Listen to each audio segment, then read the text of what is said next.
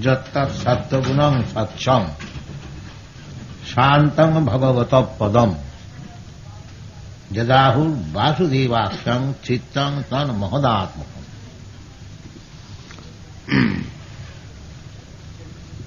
Bhaunam janmanamante Jnanavan Mang prapaddate Vasudeva sarvamidam Samatma Sudeva. This stage, Vasudevakam or Chittam, always filled up with Vasudeva consciousness. Vasudeva Krishna. Om Namo Bhagavate Vasudevaya. So, our present position of consciousness is polluted by the three modes of material nature, Satagun, Tamagun and Rajagun. Here, Satagun, the mode of goodness, the Brahminical qualification, Satta, Sama, Dhamma, Saucha, Arjamam, Jnanam, Vijnanam, Astikam, Brahma, Karma, Svabhavajam. Still, it has to be purified.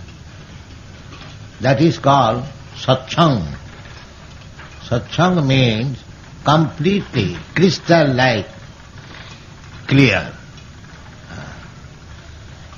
Just like we have got experience, if you go into the mid-ocean, you can see within the water very deep, 20 feet, 30 feet, very clear. Those who have gone through the sea, they have experienced very clear. So, the chitta, consciousness, must be clear. Vasudevakam. When one can clearly see Vasudeva or the Supreme Personality of Godhead. That is possible. Simply, we have to purify the chitta. That is the process given by Sri Chaitanya Mahaprabhu. How to cleanse the chitta, consciousness. Cheta darpana marjanam. Marjanam means cleansing, polishing. Cheta darpana marjanam.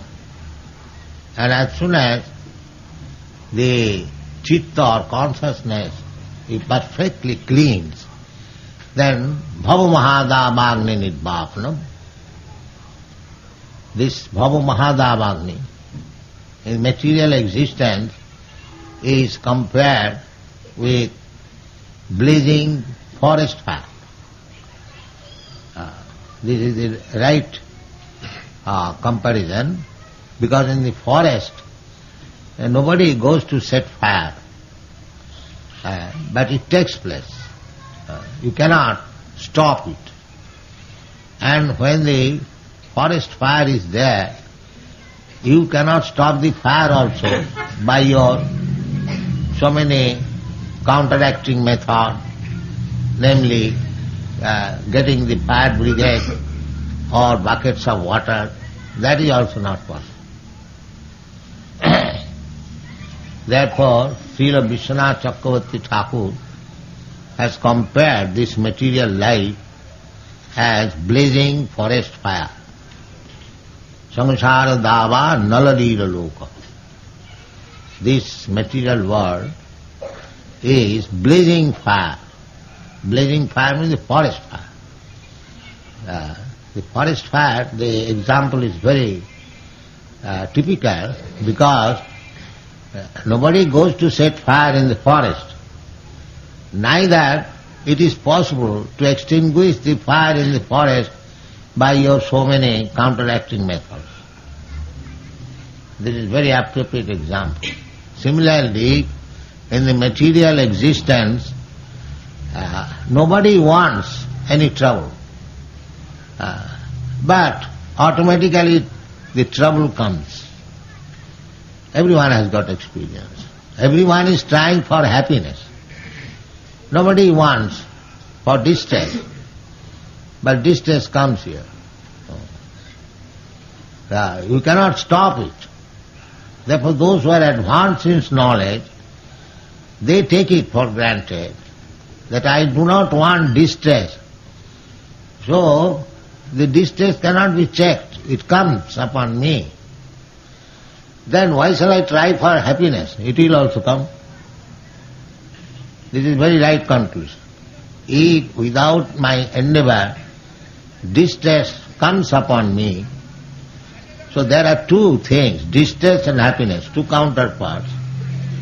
So if distress can come upon me without any endeavor, so the happiness also will come without any endeavor, because this is another counterpart. So why shall I waste my time for this material distress and happiness? That is the injunction of the Shastra. Tasyaiva heta prajateta kovida nalabhate jad brahmatam uparjat tallabhate dukkha vadarnata sukham kalena sadvatra gavira ranghasa tallabhate dukkha annata sukham.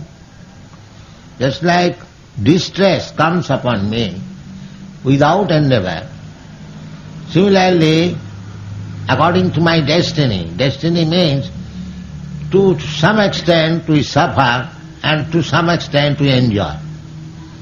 Actually there is no enjoyment, but we take it for enjoyment. The struggle for existence, the struggle for mitigating suffering, we take it as happiness. Actually there is no happiness in this material world. So anyway, even there is happiness and distress, two relative terms. The one can come without any endeavor, the other also will come without any endeavor. That is a fact.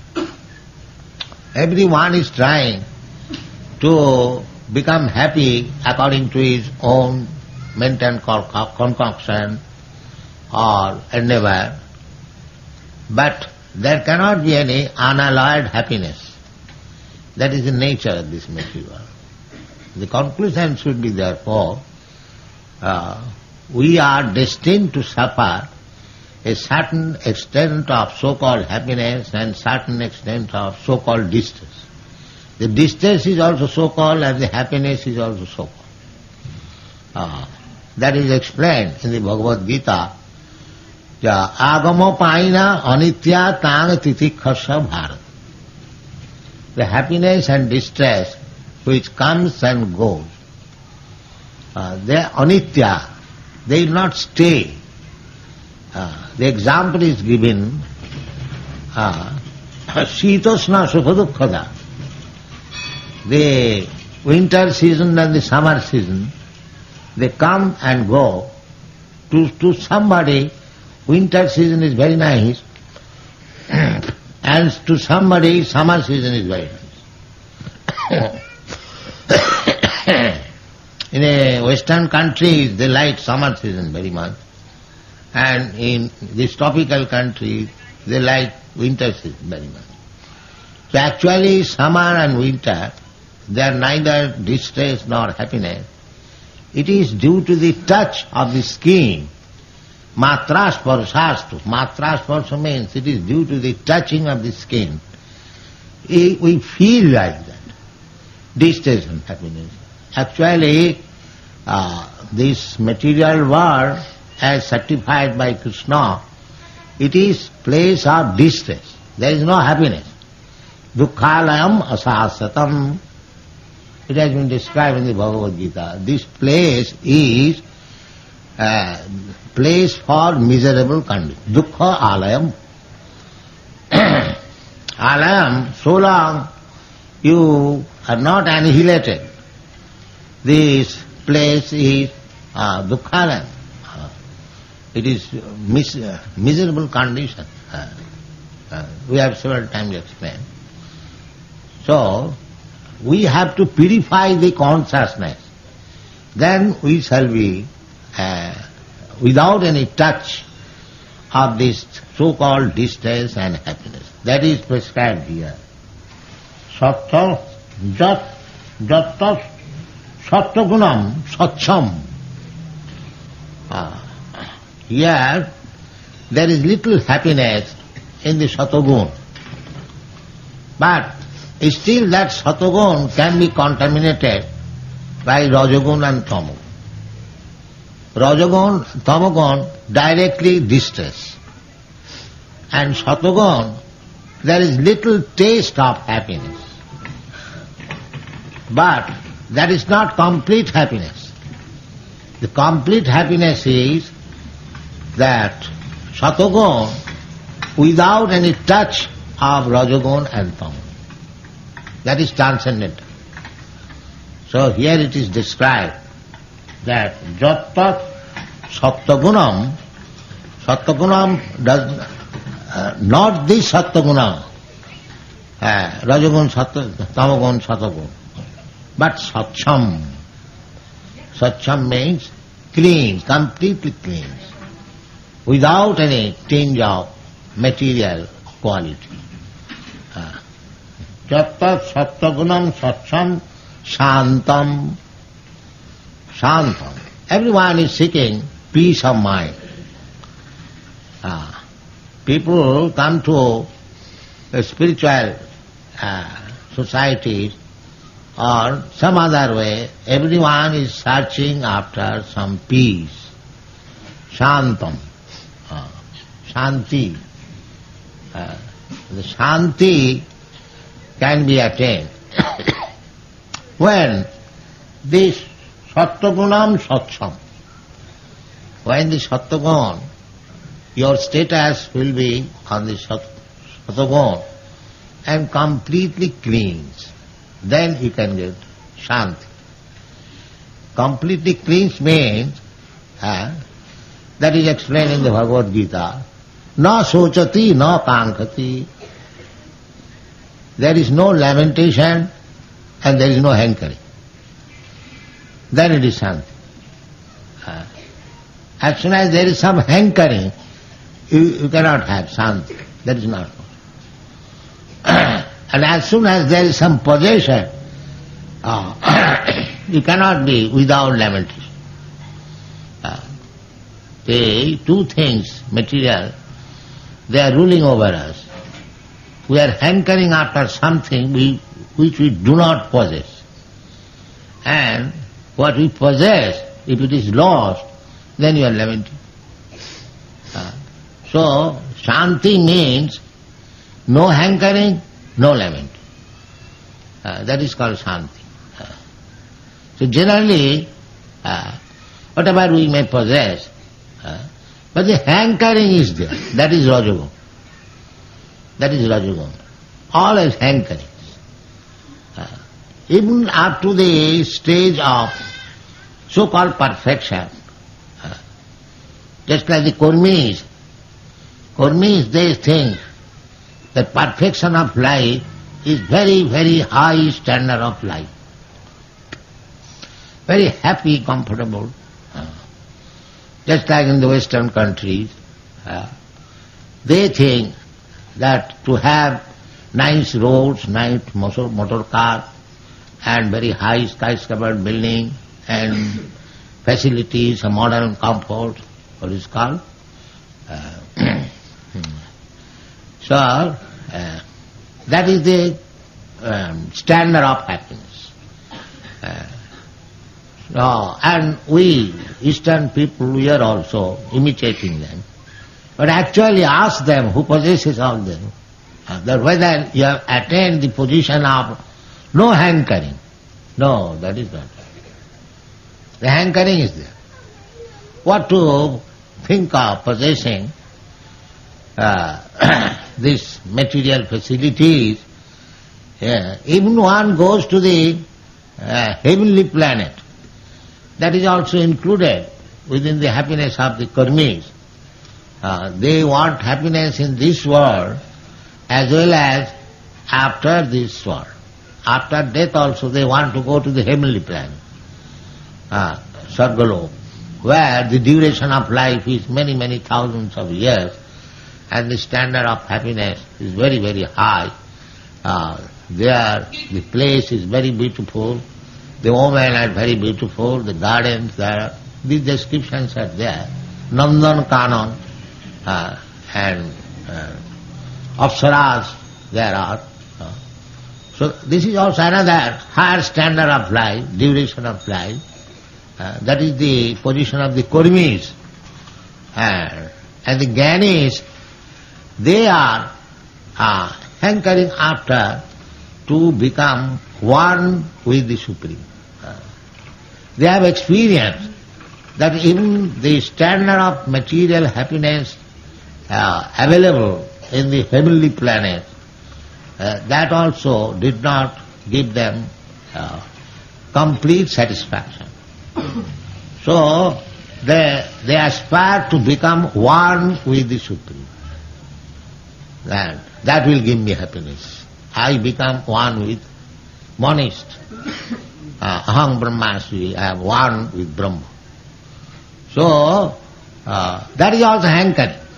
Mukti. Mukti means liberation from this material unhappiness and come to the spiritual happiness. I am Brahma, I am the same, Supreme, thinking concoction like that. So there is also hankering. And Siddhi, yogis, they want many perfection, Anima, Lagima, Mahima, Prapti, Siddhi, Prakama, Ishita, Bhashita. There are 8 kinds of yogic Siddhi. You can become smaller than the smallest. You can become bigger than the biggest. You can become lighter than the lightest. You can get anything you like immediately. These are some of the yoga siddhis. But this is also hankering. This is also hankering, not shanta. Either kurmi, what to speak of ordinary being, they are simply hankering. Even the so-called perfect kurmis, jnanis, yogis, they are also not shanta.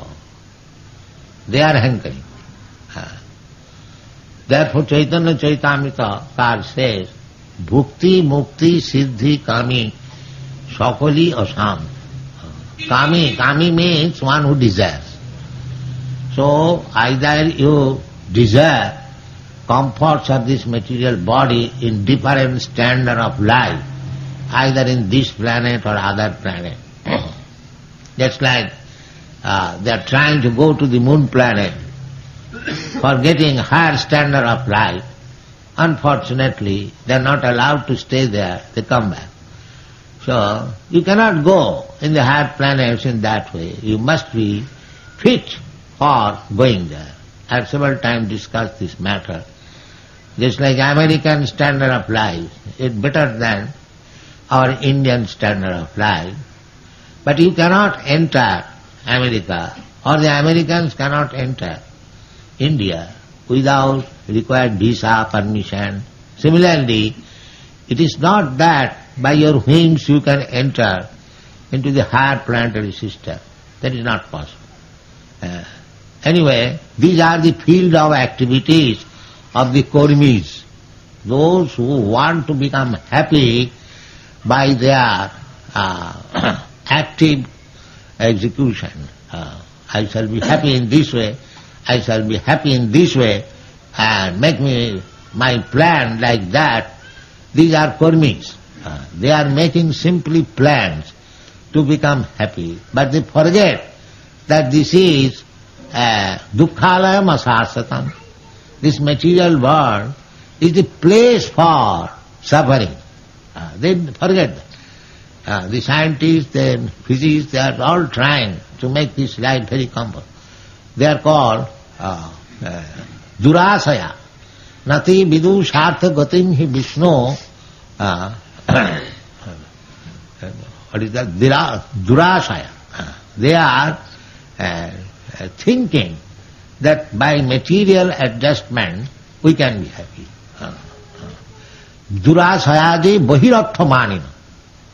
These karmis, they have got a hope which will never be fulfilled. That is called Durasaya. Asaya means hope. And Durasaya means which will never be successful.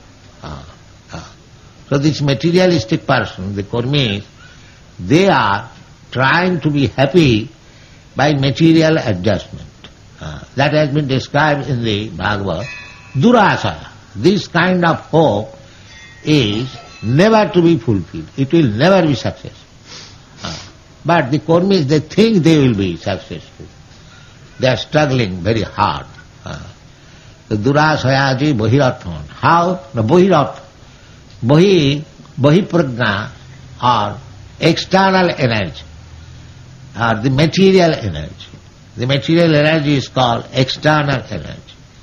So that is called Bahi. Bahi means external. Nate vidu sartha gating hi Vishnu Durasayaji Bahirarthaman Manina Andha Gathandhai Rupaniyamana Ste Isatantra Rudami Baddha.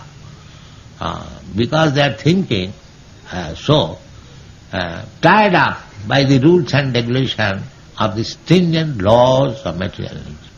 But they are thinking, they are called karmis. So they cannot be shanta. By material activities, you cannot be happy or peaceful. That is not possible. That is being explained here, that Jatta sattvagunam satchang shantam.